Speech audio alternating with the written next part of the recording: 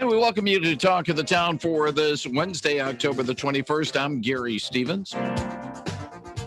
Some open line following the 10 and 11 o'clock news blocks. We'll also have Jared Fritzma in about an hour with what's new around Holland. He's subbing today for Patty Vandenberg. And we will be chatting in the 10:30 segment with Zeeland School Superintendent Cal DeKuyper. But our first half hour is devoted to Escape Ministries. We have a monthly update on what's going on with this effort to try to reach at-risk youth and others in our area that do need the help. And to join us, as he does on a regular basis, is AJ Westendorp. He's on the other side of our Zoom connection. AJ, good morning. Hope all is well with you and everybody over at Escape. Good morning, Gary. Thanks for having us. Thank you very much for joining us. And besides AJ to his left is a man that is right now the interim executive director of Escape Ministries, Bob Ellis. Bob, good morning and welcome to WHTC. Good morning, Gary. Happy to be here. Thank you very much. And Bob, tell us a little bit about yourself as you are stepping in to be the executive director through the winter months. Yeah, as we're going through the search right now for a new executive director, which, by the way, we've got that posting on our website. So if anybody knows someone that they think would be a great fit for us here at Escape, you can go on our website and find that job posting. But we hope to have a full-time executive director in place in the January, February timeframe. So during that time, I'm filling in, provide a little leadership, and keep the ship steering straight. Tell us a little bit about your perception of Escape Ministries heading into now the executive director position. Your thoughts about it, and you're just going to try to keep everything even keel, or do you have some things you might want to try to establish during your short time at the helm? Well, we've got some just amazing things going on here, and I think I look at Escape as it's a hidden gem in the community. You know, we're not a huge organization, don't get a lot of publicity, but the group that we serve and the area that we're in know us well, just because we've got some deep relationships in the community. So that hidden gem, I think, is pretty neat, because when I came in, I knew what Escape was, I knew what they did, but I really didn't see the depth of the relationships, the heart of this ministry of sharing the gospel and really lifting up these kids. And so I've been able to see that. So that's really what we do here, whether it's through the after-school tutoring program, the Jobs Connection program. I'm sure AJ will talk about that more. Our ASAP alternative program for students. We got a big heart. We care about the kids. We want to make sure that we can help them either stay on track, get back on track. And so, it's exciting to see. It's been a real joy my first month that I've been here. If you got a question for Bob Ellis or for AJ Westendorp of Escape Ministries, they'll be happy to answer it at 395-1450, 395-1450. For both of you gentlemen, and either one of you can answer this if possible, how much of a healing process needs to be done over the last, well, for you, Bob, last month, but for AJ for the last few months, since the departure of Willie Watt? Obviously, he was a charismatic type of figure, helped get Escape really going. And some might say, he's gone. It's not the same. How have you been trying to heal perhaps some people who might have been feeling hurt that, Willie's not there anymore and, it's not the same Escape? Yeah. No, I think you feel that with any move, when there's, especially someone as prominent as Willie, who has laid such a good foundation here. I've since the beginning, we want to preserve the legacy that he's laid. We want to continue the work that he started. You haven't seen us uproot any programs or really start anything dramatically different since he left, because he laid a very good foundation. And so I think, whether his personhood is here or not, there's a lot of his passion and his legacy here. But I'll just say, yeah, there's some things that used to be a part of Escape that aren't here anymore. It's going to look different, and some people miss that. Some volunteers miss that, and all we can do is offer who we are and what we are. We're going to continue in the same direction towards the same youth that Willie was so passionate about, and that all of us who are here are passionate about. So I've been really encouraged to see, for the most part, a pretty warm embrace of the mission of Escape. When things are falling apart, what our staff and our volunteers seem to do is just gravitate towards, okay, what was Escape founded on? What's the mission, the vision of Escape? Let's stick right with that and be able to offer who we are, what we are, to the community in that way. Let me ask you a frank question. Do you feel you can relate to the at-risk youth in our area? You want to go? I want me to go. Yeah, let me just add to what AJ said there, Gary. Transitions at any time, sometimes can be difficult. But what I've been really pleased to see is that kids especially are resilient. I think we've gotten through that transition time, and the programs are going stronger than ever. The relationships are stronger than ever. So it really isn't just keeping things steady and don't rock the boat. We're moving forward. We're actually expanding our programs. We hope to catch more kids. We've had a lot of conversation, especially now with a lot of students that are not in-person school. There's just a lot of opportunity for kids to fall through the cracks because they're not at school every day.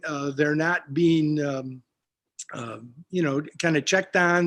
There's not a place to check in. So we've got just an amazing staff here that is moving forward and really connecting with the kids. And I'd say as far as relating, there's no question. I've seen it throughout the staff. The volunteers that we have here connect deeply with the kids and have been be able to relate really well. Yeah, but I will say, Gary, there's an awareness that comes with wherever we come from as a staff, to know that in some ways we are very much alike, the kids who we're working with, and in some ways we're different, and that's going to color the way that we come together.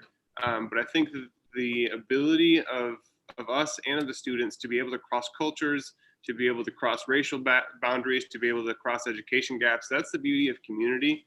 And we value diversity on our staff. We've got people of all colors and backgrounds in our volunteer base, in our staff, and that's really important to us. We want to continue to pursue that because it's important for kids to come in here, not just feel accepted and feel loved, but also feel like, okay, there's someone who's like me, there's someone who looks like me, who's here and a part of this movement. So we're definitely sensitive to that. I got to be sensitive to that as a white male, that there's things that I will never understand, but I can only do the best next thing, which is to sit next to somebody who I might not be able to understand and work towards understanding, work towards togetherness. They help make me better as a person, and hopefully I can help contribute to their growth too. Gentlemen, let's talk a little bit about the lingering and continuing impact of COVID-19. It certainly has had its effect on all aspects of society, including Escape Ministries. And as we are into the second and some say third wave now of COVID-19, and we're into the 8th month of the restrictions along the way, how is Escape trying to work along the lines of keeping the kids safe, but also being able to be effective with the programs that Escape does have?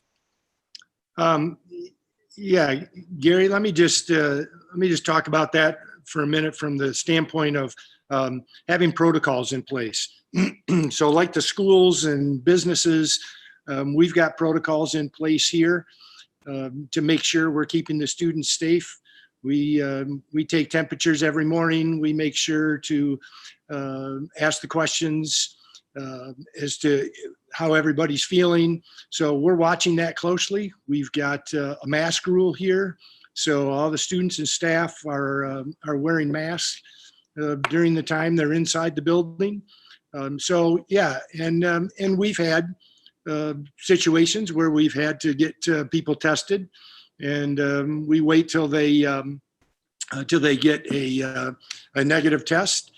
We had no positive cases, which has been nice. So that's worked out great. We're thankful for that. But yeah, our protocols are in place, so we're operating as safely as possible for both students and staff.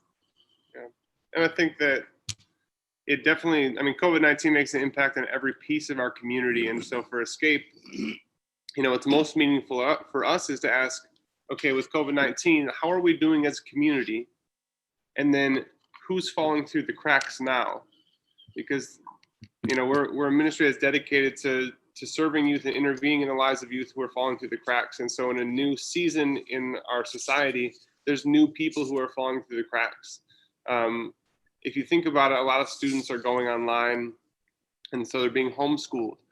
But a number of those students are being homeschooled in environments where their homeschooling teacher isn't necessarily a teacher. It's one of their parents who may be working, who may be able to help with some subjects and maybe not. They're online, they're expected to be able to do everything on their own. That's the definition of someone who's falling through the cracks right now. I have a kid who he started online, and then he went to juvie because he had violated his probation. He misses 2.5 weeks. Then he comes back and he still has all those assignments to do. And he is, he's not going to school from 8 to 3, so he's at home. His parents work different shifts. So how is he supposed to get his assignments done? And how is he supposed to understand math if he's not a math guy? So we've been expanding, like Bob mentioned, we've expanding as much as we can our after-school tutoring program, and even offering services during school to have students be able to sign up for an appointment to meet one-on-one with a tutor if they're in online. So that, hey, you can meet in an office one-on-one. It's a safe environment. There's not a lot of people around, but that subject that you're struggling with, or just you don't have the motivation to do more than one assignment a day at home, because that's the kid who's going to choose online school because they didn't like school to begin with. So, hey, I can do school from home. That's the easy choice, but that kid's going to fall through the cracks in the long run. So we're dedicated here to reaching out, to chasing down students like that because they matter and they're worth it. They're worth our investment as a community. And as they grow up, as they mature, they'll develop those skills, and we're helping them to develop those skills, to take notes, to be passionate about their education, and to know that they're worth more than just getting 50% or getting half their assignments done, but doing it to the full. So I'm really proud of our volunteers, really proud of our staff for pursuing those kids and staying consistent with them. That's been a big thing through COVID, to continue to reach out to that. How can we do that well? How can we bridge the education gap that is currently in our midst with COVID-19? 395-1450. Good morning. You're on the line with Bob Ellis and AJ Westendorp of Escape Ministries. I'm wondering if you've ever done any research on boys' clubs and this type of intervention.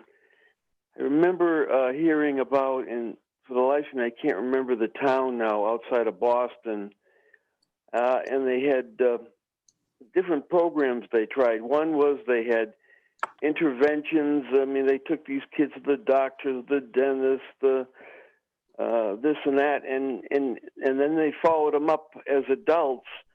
And some programs were successful and some were not. Some things, and for the life, and there was some woman, I believe she was at Rutgers, and she did like historical studies going back.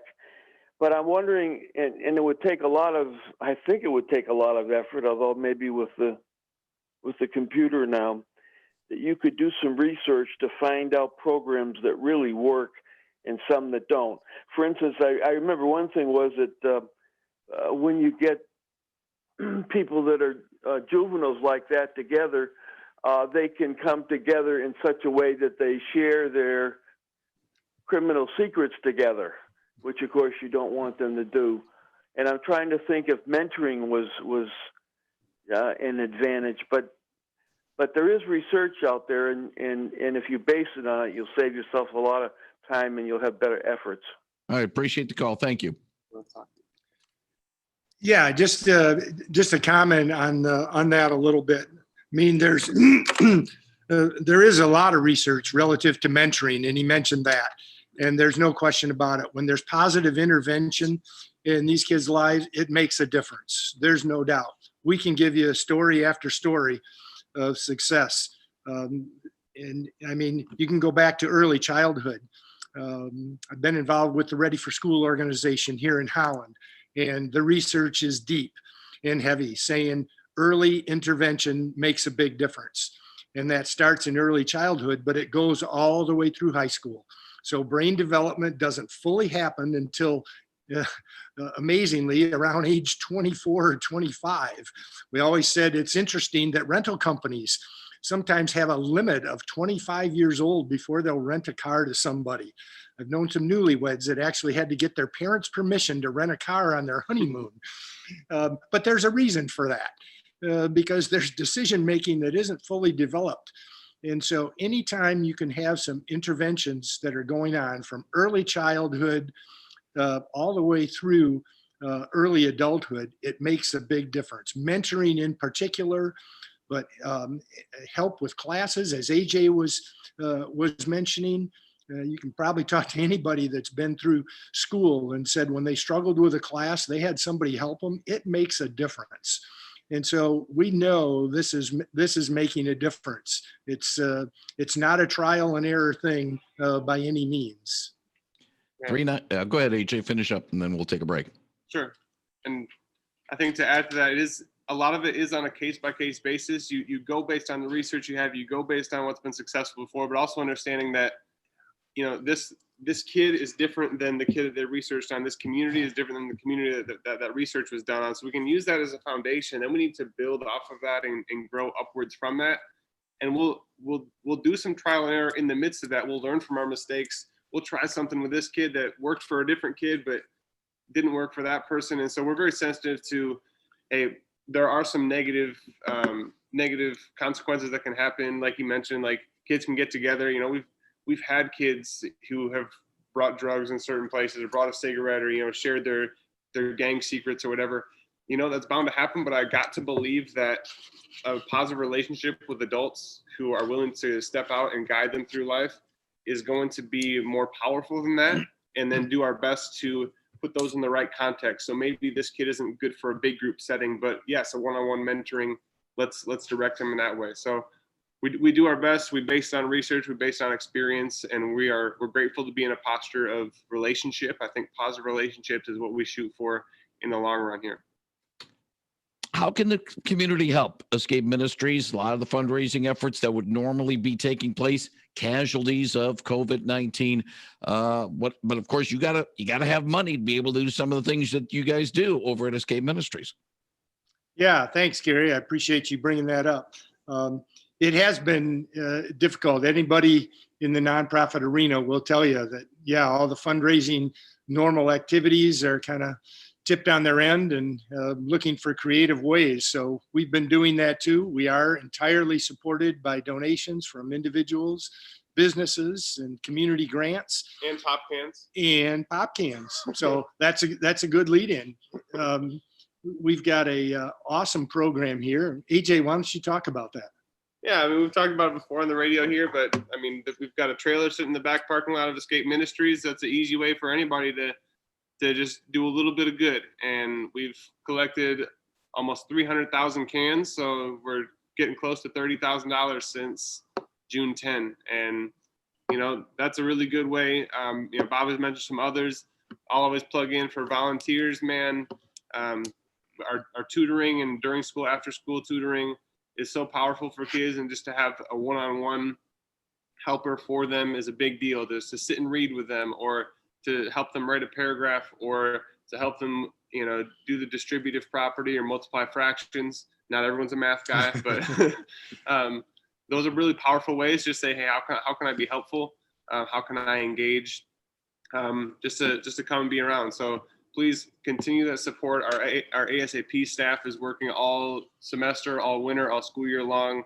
They need our community support to continue to invest in the lives of the youth here.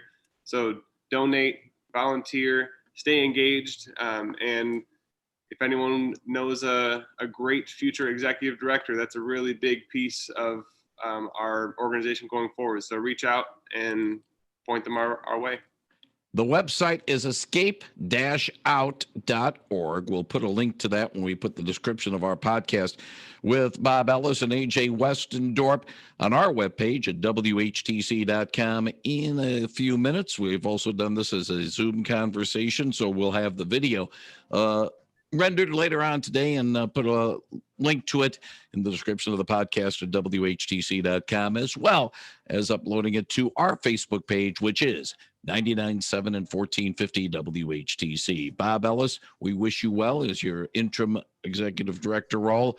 AJ Westendorp, as always, we appreciate the time we spend with you and telling us what's going on at Escape Ministries on 32nd Avenue, just west of Lincoln Avenue, 32nd Street, just west of Lincoln Avenue in Holland. Gentlemen, thank you very much. And AJ, maybe Bob as well. We'll talk next month.